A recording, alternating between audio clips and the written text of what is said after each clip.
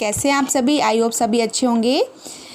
स्वागत है आप सभी का स्वागत क्लासेस में। आज मैं आपके साथ कॉन्सेप्ट ऑफ एक्सरसाइज 4.2 डिस्कस करूंगी। चैप्टर 4 है हमारा डिटर्मिनेंट, ओके। और 4.1 के कॉन्सेप्ट एंड 4.1 की एक्सरसाइज मैंने आपको प्रीवियस वीडियोस में डिस्कस करी है, आप देख लेना उसको, ठीक है। और अगर आपको मेरा ये वीडियो अच्छा लगे तो लाइक करना ना भूलें, और सब्सक्राइब अगर ना किया हो तो सब्सक्राइब भी कर लीजिए और अपने फ्रेंड्स के साथ शेयर कर लेना, ओके। चलिए स्टार्ट करते हैं। जो हमारा 4.2 में आएंगे कॉन्सेप्ट क्या है, प्रॉपर्टीज़ ऑफ डिटर्मिनेंट। इसमें क्या आता है कि हमको डिटर्मिनेंट को सॉल्व करना है with the help of properties, ठीक है। By using properties of determinant solve this, या show that this equal to this by using properties of determinant. इस टाइप के क्वेश्चंस आ जाते हैं जो हमारे 4 या 6 मार्क्स में आते हैं, ठीक है। तो प्रॉपर्टीज़ का आइडिया रहेगा और उनका यूज़ करना आ जाएगा सही से, तो हम क्वेश्चंस को ईजिली सॉल्व कर लेते हैं। तो प्रॉपर्टीज़ में हमारे पास 6 प्रॉपर्टीज़ हैं डिटर्मिनेंट की, ओके। तो फर्स्ट प्रॉपर्टी क्या है, the value of determinant remains unchanged if its rows and columns are interchanged. अगर हम रो और कॉलम को इंटरचेंज करते हैं तो जो डिटर्मिनेंट की वैल्यू होगी वो कैसी रहती है, अनचेंज रहती है, ठीक है, अनचेंज रहेगी। देखते हैं, हमने मैट्रिक्स में भी देखा था ना, रो और कॉलम को इंटरचेंज करते थे तो क्या आता था, ट्रांसपोज ऑफ द मैट्रिक्स आता था, ठीक है। तो वो यही कह रहे हैं कि अगर कोई भी मैट्रिक्स ए गिवन है उसका हम डिटरमिनेंट फाइंड करेंगे और उसी मैट्रिक्स ए का अगर हम ट्रांसपोज निकालेंगे, ट्रांसपोज मतलब रो और कॉलम को इंटरचेंज करके फिर उसका डिटरमिनेंट फाइंड करेंगे, तो वैल्यूज़ चेंज नहीं होंगी, वैल्यूज़ कैसी आएंगी, सेम ही आएंगी। इस प्रॉपर्टी का मतलब ये है, ठीक है। चलिए देखते हैं। ए हमें ये गिवन मतलब ए मैट्रिक्स ही थी, इसका मैंने डिटरमिनेंट ले लिया, ठीक है। 2 1 0 0 3 -1 2 0 4, ओके। अब मैंने इसका क्या निकाला, सॉल्व कर लिया इस डिटरमिनेंट को। तो फर्स्ट रो के करस्पॉन्डिंग ही कराया मैंने एक्सपेंड, ठीक है, एक्सपेंड अलोंग टू रो 1। तो क्या आएगा, 2 ले लिया, फिर यहाँ से आएगा 3 4 12 -0, फिर यहाँ से आता है -1, इसको एलिमिनेट करा, इस रो को एलिमिनेट करा, फिर 0 4 0 एंड माइनस बीच में आता ही है, तो माइनस यहाँ पे ऑलरेडी पहले से माइनस है, तो माइनस माइनस +2 आ गया, फिर +0, फिर इसके करस्पॉन्डिंग मैं इस रो को एलिमिनेट करूँगी, इस कॉलम को एलिमिनेट करूँगी, ओके। तो 0 × 0 0 आ गया, -2 3 6 आ गया, फिर यहाँ से मल्टीप्लाई हो जाएगा, क्या हो जाएगा, 12 2 24, और यहाँ पर ये -1 और यहाँ पे +2, तो -1 +2 का मल्टीप्लाई हो जाएगा, -2 आ जाएगा, और यहाँ पर तो 0 ही है, तो यहाँ तो एलिमेंट पूरे 0 ही हो जाएंगे। तो यहाँ पर क्या आ गया हमारा 24 - 2 which is equal to 22, okay. तो ये हमने जो नॉर्मल मैट्रिक्स गिवन थी उस मैट्रिक्स का हमने डिटरमिनेंट निकाला, 22 आ गया। अब वो क्या कह रहा है, रो और कॉलम को इंटरचेंज करेंगे तो वैल्यू सेम ही आएगी। तो क्या किया, ट्रांसपोज, मैंने यहाँ ट्रांसपोज का साइन लगा लिया है, A', ठीक है। A' का मैंने क्या किया, A' का भी डिटरमिनेंट निकाला। सबसे पहले मैंने इंटरचेंज कर लिया, ठीक है, इंटरचेंज करा। देखिए फर्स्ट रो को फर्स्ट कॉलम में करा है, फिर सेकेंड रो को second column and third row को थर्ड कॉलम, ठीक है। तो ये हमारा A' हो गया। इसका मैं अब डिटरमिनेंट निकालूंगी। तो जब मैंने इसका डिटरमिनेंट निकाला तो क्या आया हमारे पास, इसमें भी मैं रो 1 के करस्पॉन्डिंग ही एक्सपेंड कर रही हूँ, तो 2 इसके करस्पॉन्डिंग मैं इस कॉलम को एलिमिनेट करूँगी, इस रो को एलिमिनेट करूँगी, तो क्या आ जाएगा, 3 4 12 -0, फिर यहाँ से -0 है, इसको एलिमिनेट करेंगे, इसको एलिमिनेट करेंगे, इसका मल्टीप्लाई होगा, 4 1 4 -0 × 0, ओके। +2 आया, इसको एलिमिनेट करेंगे, इसको एलिमिनेट करेंगे, तो क्या हो जाएगा, -1 एंड -0, यहाँ से आ गया 2 12 कितना आएगा, 24, फिर यहाँ पे ये तो पूरा एलिमेंट 0 ही है, तो ये 0 आ गया, मैंने लिखा नहीं है। फिर यहाँ पे 2 × -1 -2 आ गया, ओके। फिर 24 - 2 which is equal to -22, 24 - 2 which is equal to 22, ठीक है। तो समझ गए, ये जो प्रॉपर्टी थी, प्रॉपर्टी क्या कह रही थी, मैंने यहाँ नोट में भी लिख दिया है कि कोई भी स्क्वायर मैट्रिक्स है, अब स्क्वायर मैट्रिक्स लिखा है आपके माइंड में तुरंत से आ जाना चाहिए था। मैंने जब कॉन्सेप्ट बताया था तब समझाया था कि डिटरमिनेंट हमेशा स्क्वायर मैट्रिक्स का ही आता है, ओके। तो क्या है, if A is a square matrix then determinant of A is equal to transpose का जो डिटरमिनेंट निकालेंगे ये दोनों इक्वली आएंगे, ठीक है। अगर प्रॉपर्टीज़ के फॉर्मेट में बोलें तो अगर हम रो और कॉलम को इंटरचेंज करेंगे तो डिटरमिनेंट्स की वैल्यू कैसी आएगी, सेम आएगी। वो हमने देख लिया। ए डिटरमिनेंट आया हमारा 22, A' का डिटरमिनेंट भी क्या आया हमारा 22। आई होप आपको ये प्रॉपर्टी नंबर 1 समझ आ गई होगी। अब property number 2, okay. Property number 2 पर आते हैं। प्रॉपर्टी नंबर 2 क्या है हमारी, if any 2 rows two rows, if any two rows कह रहा है और टू कॉलम्स, ठीक है, of a determinant are interchanged then sign of determinants changes, ठीक है। तो क्या हो जाता है, इफ़ एनी टू रोज, कोई भी दो रोज़ या फिर कोई भी दो कॉलम, एनी टू कॉलम्स, अगर हम उनको इंटरचेंज करते हैं सिर्फ, तो डिटरमिनेंट का साइन चेंज हो जाता है सिर्फ, ठीक है। इस प्रॉपर्टी का मतलब क्या है कि किसी भी दो रो या किसी भी दो कॉलम को अगर हम इंटरचेंज करेंगे तो डिटरमिनेंट का साइन चेंज हो जाएगा, ठीक है। वैल्यू तो सेम आएगी, वैल्यू मतलब विद साइन ऑपोजिट होंगे, अगर एक बार प्लस आ गया तो इंटरचेंज करने के बाद माइनस आएगा, ठीक है। चलिए देखते हैं इसको।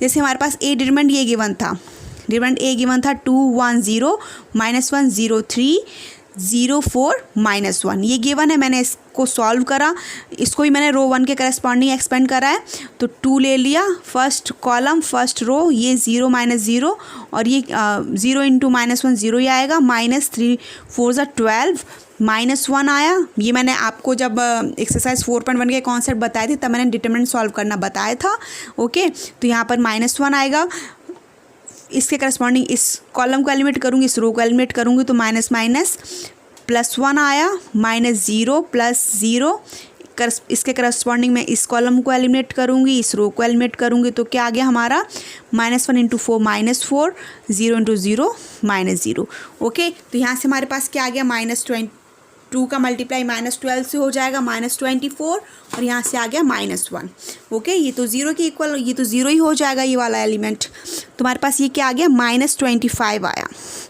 ठीक है, -25 आया। अब मैंने क्या करा, R1 और R2 को इंटरचेंज कर दिया। हमारे पास चॉइस हम एनी लिखा है ना, प्रॉपर्टी में क्या लिखा हुआ है, एनी टू रोज और एनी टू कॉलम्स, किसी भी रो किसी भी कॉलम को हम इंटरचेंज कर सकते हैं, ठीक है।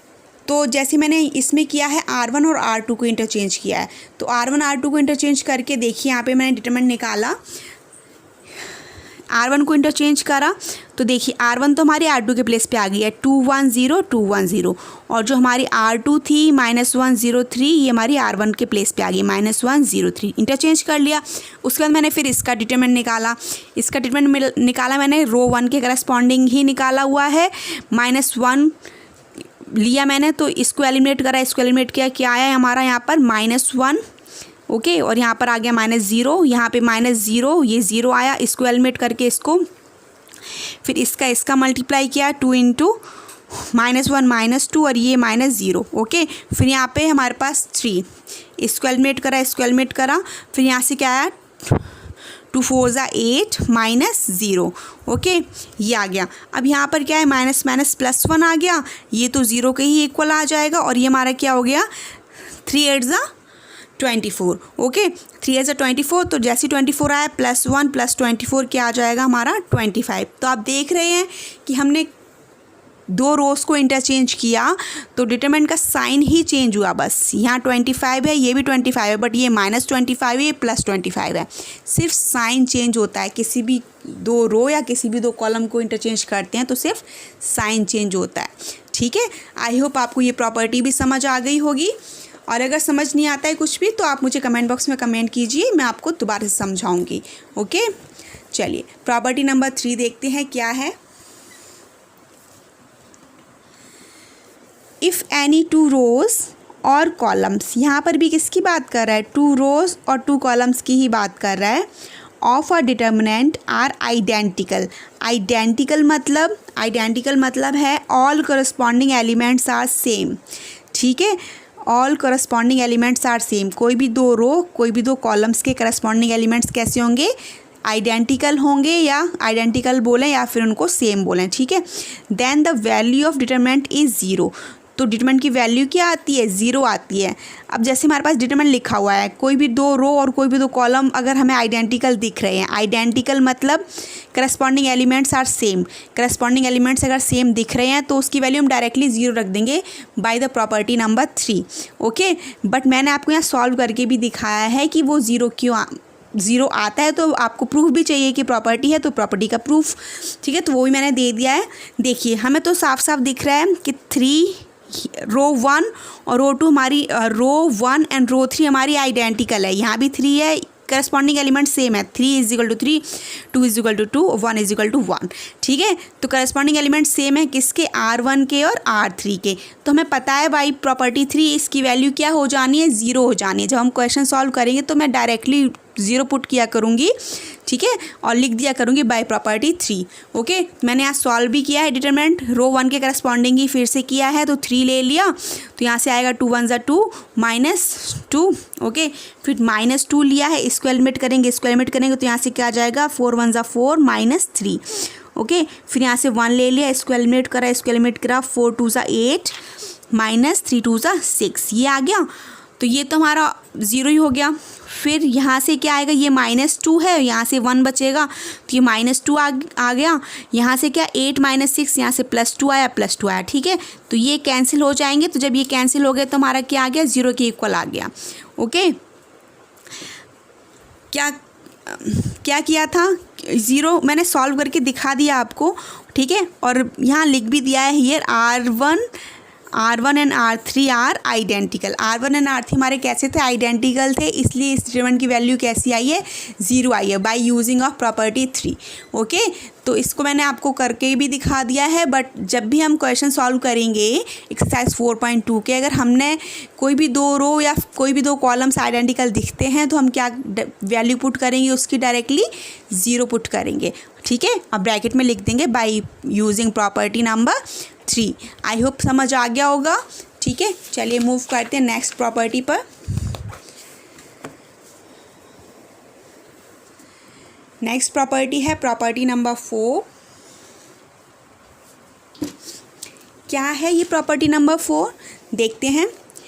If each element of a row और a column, if each element of एक रो बोल रहा है ना, ठीक है। जब भी प्रॉपर्टीज़ हम देख रहे हैं, जैसे कि प्रॉपर्टी नंबर 1 में था ऑल रो को इंटरचेंज किया था ऑल कॉलम को कॉलम से, तो वहाँ ऑल लिखा हुआ था। जब भी 2 की बात आई थी तो 2 लिख रहे थे, ठीक है। तो प्रॉपर्टी में इसलिए बता रही हूँ कि एक बारी देख लेंगे ना तो आइडिया हो जाता है कि प्रॉपर्टी कहने की क्या कोशिश कर रही है, ठीक है। यहाँ पर क्या लिखा हुआ है, अ रो, एक रो और एक कॉलम की बात हो रही है, ठीक है। If each element of a row और a column of a determinant is multiplied by a constant k, ठीक है, then its value gets multiplied by k। क्या कह रहा है कि किसी भी डिटरमिनेंट के किसी भी एक रो या किसी भी एक कॉलम में अगर हम किसी भी कांस्टेंट k से मल्टीप्लाई करते हैं, ठीक है, तो उस डिटरमिनेंट की वैल्यू उस k से मल्टीप्लाई होकर ही आएगी, ये कह रहा है वो, ठीक है।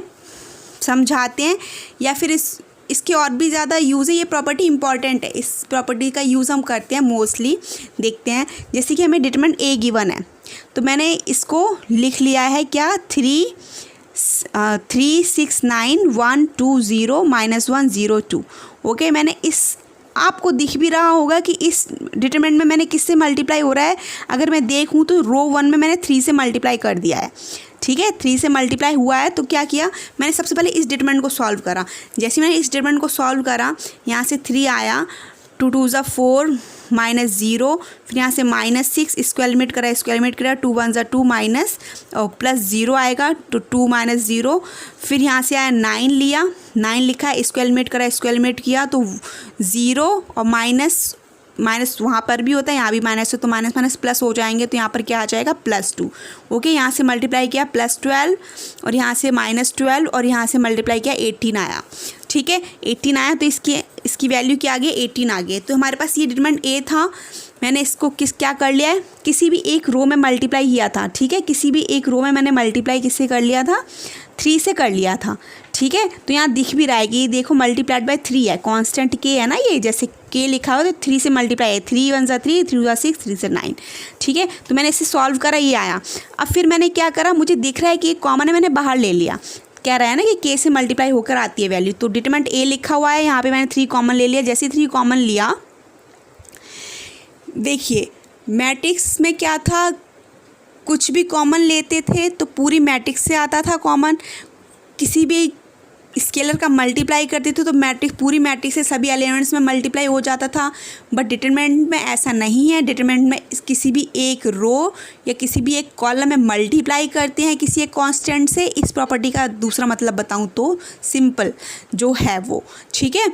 अगर हम किसी एक रो या किसी एक कॉलम में किसी एक मल्टीप्लाई करें या कॉमन लें तो सिर्फ एक से ही लेते हैं, पूरी डिटरमिनेंट से कॉमन नहीं आता है। सिर्फ किसी एक रो से आ जाएगा या किसी एक कॉलम से आ जाएगा। और मल्टीप्लाई भी करेंगे तो सिर्फ किसी एक रो में करेंगे या फिर सिर्फ किसी एक कॉलम में करेंगे, ठीक है। तो जैसे कि मुझे दिख रहा था कि रो 1 में हमारे पास 3 कॉमन है, मैंने 3 कॉमन ले लिया। तो यहाँ से क्या बचा, 1 बचा, यहाँ 2 बचा, यहाँ 3 बचा। फिर मैंने क्या करा, 3 को बाहर लिख दिया। मैंने इस डिटरमिनेंट को सॉल्व करा। जब मैंने इस डिटरमिनेंट को सॉल्व किया तो यहाँ से देखिए 1, यहाँ 1 लिखा हुआ है, फिर यहाँ पर 2 2 ज़ा 4 -0, फिर -2, 2 1 ज़ा 2, -0 +3, इसको फिर यहाँ से आएगा 0 +2, ये आ गया। जब मैंने इसको कैलकुलेट करा तो 4 - 4 +6 आया, ठीक है। कैंसिल आउट किया तो ये देखिए यहाँ पर मेरे पास 6 आया। बट अगर ये जो बाहर 3 लिखा हुआ था, जब मैंने इसमें मल्टीप्लाई किया ना इससे, तो क्या हो गया हमारे पास, ये 18 हो गया। तो समझ गए ना आप कि if each element of a row, ठीक है, or a column of a determinant is multiplied by constant K. ये हमारे पास कोई मैट्रिक्स ए थी, मैंने इसमें रो 1 में किससे मल्टीप्लाई किया था, 3 से मल्टीप्लाई किया था, ठीक है। Then its value get multiplied by k, तो इसकी वैल्यू भी हमारे पास 18 आई है। जब मैंने यहाँ पे 3 कॉमन ले लिया तो इसको भी मैंने जब कैलकुलेट करा तो इसकी वैल्यू भी क्या आई, हमारे पास 18 आई। दोनों इक्वल आए हैं। तो इसको मैं किस फॉर्म में लिख सकती हूँ, इस पैटर्न में भी लिख सकती हूँ कि ये वाला डिटरमिनेंट इज इक्वल टू, जब 3 से मल्टीप्लाई होकर ये वाला डिटरमिनेंट आया था, इन दोनों की वैल्यूज़ क्या आई हैं, इक्वल आई हैं, ठीक है। क्योंकि इसमें 3 से मल्टीप्लाई किया हुआ, 3 से मल्टीप्लाई इसमें ऑलरेडी है, तब मैंने ऐसे कैलकुलेट करा है। और इसमें 3 बाहर लिखकर मैंने पहले इस डिटरमिनेंट को सॉल्व करा है, फिर 3 से मल्टीप्लाई करा, तो दोनों की वैल्यूज़ कैसी आ गई हमारे पास, सेम आई हैं, ठीक है। तो इसका एक मतलब क्या आता है कि डिटरमिनेंट में जब भी हम मल्टीप्लाई करते हैं या कॉमन लेते हैं, सिर्फ किसी एक रो या किसी एक कॉलम से लेते हैं, ठीक है। बट मैट्रिक्स में हम पूरे में मल्टीप्लाई करते थे। अगर सपोज अगर ये मैट्रिक्स होती तो 3 से मल्टीप्लाई पूरे इसमें होता, सभी एलिमेंट्स में होता। अगर हमने 3 कॉमन भी लेना होता तो हम सभी एलिमेंट्स में अगर 3 कॉमन आता तभी कॉमन लेते थे, ठीक है। बट डिटरमिनेंट में ऐसा नहीं होता है। डिटरमिनेंट में क्या होता है, किसी भी एक रो या किसी एक कॉलम से कॉमन ले सकते हैं या किसी भी एक रो या किसी भी एक कॉलम में मल्टीप्लाई कर सकते हैं, ठीक है। तो इसको थोड़ा सा समझना, यूज़ होता है इसका प्रॉपर्टीज़ में जब क्वेश्चंस करेंगे तब। अब इसके रिमार्क क्या है, by this property we can take out, जो मैंने बात अभी बताई है तो रिमार्क्स में यही लिखा हुआ है, ठीक है। मैं जो बुक का है मैं वही बताती हूँ प्रॉपर्ली, ताकि आपको कोई कन्फ्यूज़न ना हो, ठीक है, अच्छे से समझ आ जाए। By this property we can take out any common factor from any one row और any one column of the given determinant. जो बात मैंने अभी आपको समझाई वो यही कह रहा है, ठीक है। क्या कह रहा है, with this property we can take out any common factor. हम कोई भी कॉमन फैक्टर ले सकते हैं फ्रॉम एनी वन रो, लिखा हुआ है कि वन रो, एक ही रो से या फिर एक कॉलम से, okay, of the given determinant, ठीक है। कॉमन ले सकते हैं किसी भी एक रो या किसी भी एक कॉलम से, या फिर मल्टीप्लाई भी कर सकते हैं किसी एक रो में या फिर किसी एक कॉलम में। आई होप समझ आ रहा होगा, ओके। नाउ रिमार्क नंबर 2 क्या है हमारे पास, if corresponding elements of any 2 rows और कॉलम्स। यहाँ पे किसकी बात हो रही है, एनी 2 रोज, ठीक है, एनी 2 रोज और columns of a determinant are proportional, ठीक है। क्या लिखा है हमारे पास, कोई भी 2 रो और कोई भी 2 कॉलम्स के अगर एलिमेंट्स हमारे कैसे हैं, प्रोपोर्शनल है। प्रोपोर्शनल का मतलब समझते होंगे, इन द सेम रेशियो, ठीक है, in the same ratio. Proportional का मतलब क्या होता है, इन द सेम रेशियो, ठीक है। देन इट्स वैल्यू इज़ 0, तो उसकी वैल्यू क्या हो जाएगी, 0 हो जाएगी। ये प्रॉपर्टी हमें रिमार्क बता रहा है कि कोई भी 2 रो या फिर कोई भी 2 कॉलम्स हमारे कैसे हैं, प्रोपोर्शनल में है। प्रोपोर्शनल मतलब इन द सेम रेशियो में अगर हैं तो उसकी वैल्यू क्या आनी है, 0 आनी है। कैसे आनी है वो मैं बता देती हूँ, ठीक है। जैसे कि मैंने ये ले लिया है 102, 18 और 36, ठीक है। तो मैंने यहाँ से क्या किया है, 17 6 जार इतना होता है, ठीक है, 102। फिर 6 3 जार कितना होता है, 18, ओके। फिर 36, 6 6 जार 36। तो हमने देखा कि हमारे पास 6 कॉमन आ रहा है, कहाँ से, मतलब ये इसको मैंने ब्रेकआउट कर लिया क्योंकि हमने देखा हमारे पास सबसे बड़ा नंबर यही है, तो इसको मैंने जैसे ही ब्रेकआउट किया तो 6 6 के फैक्टर्स में ब्रेकआउट कर लिया, ठीक है। तो ये देखिए, इस यहाँ भी 6 कॉमन आ रहा है, यहाँ भी 6 है और यहाँ भी 6, तो मतलब रो 1 से हमारे पास 6 कॉमन आ गया, तो मैंने यहाँ से 6 कॉमन ले लिया। जैसे ही 6 कॉमन लिया तो हमारे पास 17 यहाँ लेफ्ट रह गया, ये लिखा हुआ है यहाँ पे 3 लेफ्ट है तो ये 3 है, फिर यहाँ पर ये 6 रह गया, 6 रह गया, ओके। अब हम देख रहे हैं 17 से मैच हो रहा है, मतलब ये हमारे पास आइडेंटिकल आ गए, रो 1 एंड रो 3 आइडेंटिकल आ गए। प्रॉपर्टी नंबर 3 का यूज़ हो जाएगा, 17, ठीक है, 3 3 6 6। तो row 1 and row 2 are identical, therefore इसकी वैल्यू क्या आ जानी है, 0 आ जानी है। जब इसकी वैल्यू 0 आ जानी है तो 6 से मल्टीप्लाई होकर ये 0 ही आ जाएगा, ठीक है। तो जब भी ये करस्पॉन्डिंग अगर सेम प्रोपोर्शनल में 2 रो और 2 कॉलम अगर आपको दिख रहे हैं तो आपने डायरेक्ट 0 ही पुट कर देना है। क्यों, क्योंकि सॉल्व करेंगे ना सेम प्रोपोर्शनल में तो कुछ कॉमन आ जाएगा, जैसे कुछ कॉमन आएगा तो आइडेंटिकल हो जाएंगे, कोई भी दो रो या कोई 2 कॉलम, वैल्यू हमारी क्या आ जानी है, 0, ठीक है। समझ आ रहा होगा। अगर नहीं आता है, कुछ जल्दी पढ़ा रही हूँ या फ्लो में बोल जा रही हूँ तो मुझे बताना, ठीक है, और अपने व्यूज शेयर करना। Now property number 5, property number 5 क्या है हमारे पास, इफ़ सम और ऑल एलिमेंट्स, क्या कह रहा है, इफ़ सम और all elements of a row और अ कॉलम, ठीक है, of a determinants are expressed as sum of 2 or more terms, then the determinants can be expressed as sum of 2 or more determinants। क्या कह रहा है, अगर हमें किसी भी एक रो कह रहा है ना, अ रो और अ कॉलम, ठीक है, इफ़ सम और ऑल एलिमेंट, ठीक है, सम और ऑल एलिमेंट दिख रहा है ऑफ अ रो और column of a determinant are express as the sum of 2 or more, सभी रो यस मतलब कोई भी एक रो या कोई भी एक कॉलम के सभी एलिमेंट्स हमने क्या दिख रहे हैं, सम दिख रहा है कोई भी टर्म्स का, ठीक है। तो हम उसको क्या करेंगे, अलग अलग कर सकते हैं। सम ऑफ 2 डिटरमिनेंट्स में अगर 2 टर्म्स अगर हमें प्लस दिख रहे हैं तो 2 टर्म्स में हो जाएगा प्लस, 2 डिटरमिनेंट आ जाएंगे। 3 हैं तो कह रहा है ना 2 or more टर्म्स, ठीक है। इफ़ सम और all elements of a row और column of a determinant are express as sum of 2 or more terms, ठीक है, sum of 2 or more terms में अगर सम एक्सप्रेस्ड हो रहा है हमको तो फिर देन क्या करते हैं हम उसको, then the determinant can be expressed as sum of 2 or more determinant. तो हम उसको क्या करते हैं, सम ऑफ एक्सप्रेस कर देते हैं उस रो या कॉलम को, सम ऑफ जितने का भी सम हो रहा है, जितने भी टर्म्स का सम हो रहा है उसमें हम एक्सप्रेस कर सकते हैं उस सम को, ठीक है। तो फॉर एग्जांपल मैंने लिया है, प्रॉपर्टी तो यहाँ बता दी है बट एग्जांपल से क्लियर हो जाता है कि क्या बता रहा है, ठीक है। तो जैसे कि डिटरमिनेंट लिखा हुआ है डिटरमिनेंट, ठीक है, तो हमें यहाँ पर दिख रहा है कि रो 2 में हमारे पास सम हो रहा है, 2 एलिमेंट्स का सम हो रहा है रो 2 में। तो मैं क्या करूँगी, according to this property express कर दूंगी अलग अलग, सम हो रहा है तो मैं सबसे पहले फर्स्ट डिटरमिनेंट क्या लूँगी, ए एक्स ले लिया, फिर सेकंड लिया है बी वाई, ओके, फिर यहाँ से आ गया सी जेड, ओके। सम में एक्सप्रेस कर रही हूँ क्योंकि यहाँ पे सम हो रहा है तो मैं 2 अलग अलग डिटरमिनेंट के सम में एक्सप्रेस कर रही हूँ इसको। फिर क्या है हमारे पास, a 2x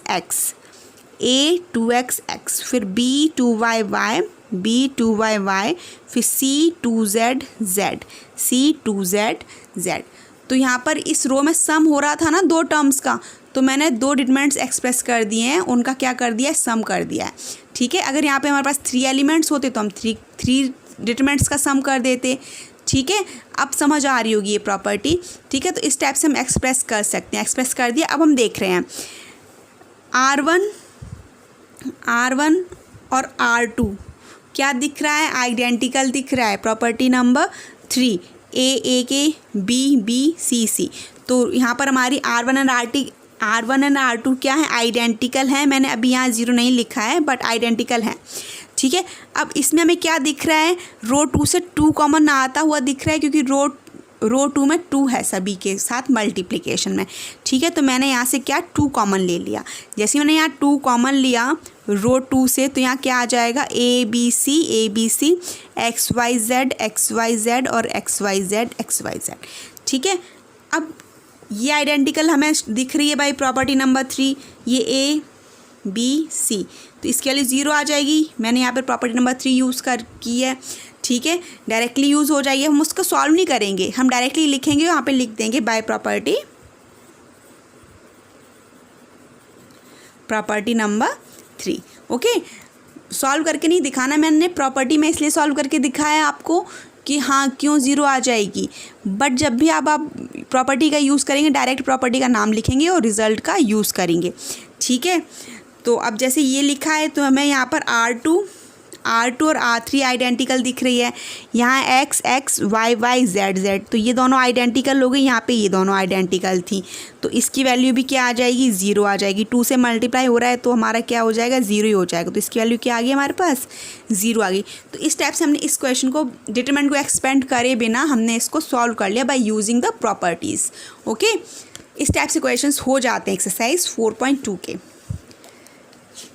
by using properties. ठीक है, अब प्रॉपर्टी नंबर 6 आ रही है। प्रॉपर्टी नंबर 6 क्या कह रही है, the value of determinant remain same. ठीक है, value of determinant remain same if we apply the operation, जो हमने एलिमेंट्री ट्रांसफॉर्मेशंस में ऑपरेशन अप्लाई किए थे मैट्रिक्सिस में, वही अगर हम ऑपरेशन डिटर्मिनेंट में अप्लाई करेंगे, वही लिखा है RI to RI plus KRJ और CI, अगर किसी कॉलम में ऑपरेशन अप्लाई करेंगे तो CI tends to CI plus KCJ।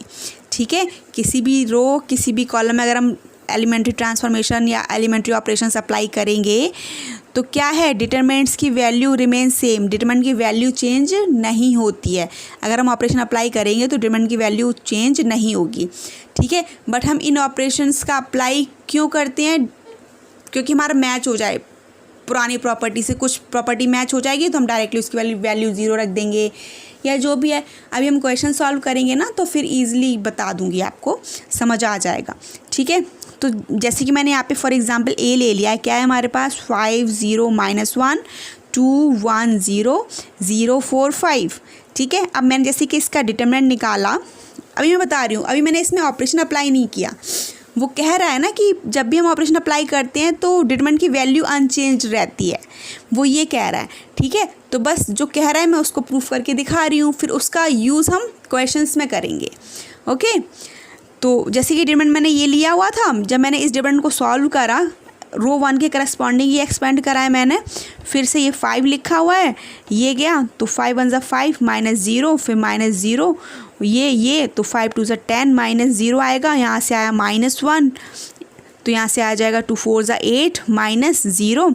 ठीक है, 5 5 25, यहाँ पे ये 0 आ गया, यहाँ पर ये आ जाएगा हमारा -8, तो ये इसकी वैल्यू क्या आ गई, 17 आ गई है।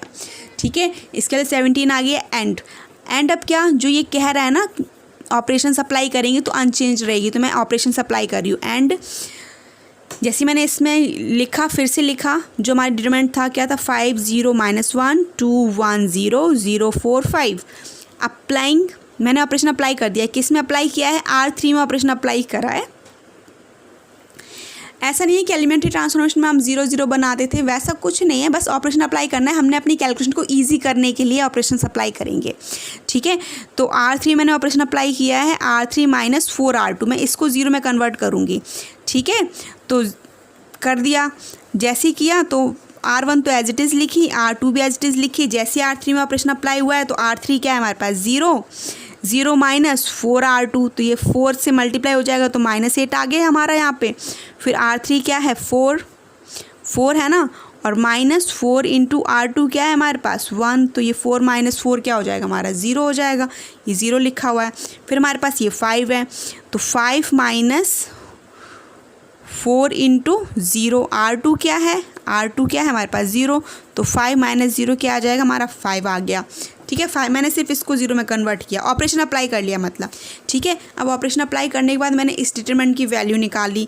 जैसे इसको भी मैंने रो 1 से ही एक्सपेंड करा हुआ है, तो 5 लिखा, इसको एलिमिनेट, इसको तो 5 1 ज़ा 5 -0, फिर -0 इसको और इसको एलिमिनेट करा, तो यहाँ से क्या आएगा 5 2 ज़ा 10 माइनस और माइनस ज़ीरो ही हो जाएगा ये तो, माइनस प्लस कुछ भी लिखो तो ये ज़ीरो हो गया। फिर हमारे यहाँ पर क्या लिखा है -1 लिखा हुआ है, इसको एलिमिनेट करा, इसको एलिमिनेट किया, इससे 2 0 ज़ा 0 और माइनस तो पहले से होता ही है, और यहाँ पे भी -8 है तो माइनस +8 आ गया यहाँ पे, ठीक है।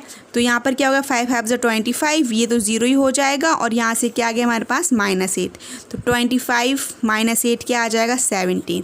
तो देखा आपने हमारे पास जो डिटरमिनेंट गिवन था, पहले मैंने उसकी वैल्यू निकाली, ठीक है, और फिर जो डिटरमिनेंट इंटरचेंज करने के बाद वैल्यू निकाली सेम आई है, ठीक है। तो इस प्रॉपर्टी के अकॉर्डिंग क्या है कि हम ऑपरेशन अप्लाई करेंगे तो डिटरमिनेंट की वैल्यू हमारी चेंज नहीं होती है, ठीक है, सेम रहती है। इन ऑपरेशंस का यूज़ करेंगे हम अपनी उसको सॉल्व करने में, एक्सरसाइज 4.2 को सॉल्व करने में, और नेक्स्ट वीडियो में 4.2 का सॉल्यूशन लेकर आऊँगी, ठीक है। और इन प्रॉपर्टीज़ को अच्छे से समझ लेना, एक बार रिवाइज कर लेना, कोई डाउट हो तो मुझे कमेंट बॉक्स में कमेंट करना, मैं आपको बताऊंगी, ठीक है। और फिर नेक्स्ट वीडियो में आपको 4.2 की एक्सरसाइज सॉल्व कराऊंगी। इन्हीं प्रॉपर्टीज़ का यूज़ करूंगी, क्योंकि बाय यूजिंग द प्रॉपर्टीज़ से ही है हमारे पास 4.2 के क्वेश्चंस। और अगर आपको मेरा ये वीडियो अच्छा लगा हो तो अपने फ्रेंड्स के साथ शेयर करना ना भूलें, ठीक है। लाइक ज़रूर कर दीजिए और सब्सक्राइब भी कर लेना अगर आप मेरे फर्स्ट व्यूअर हैं तो। Okay, thank you.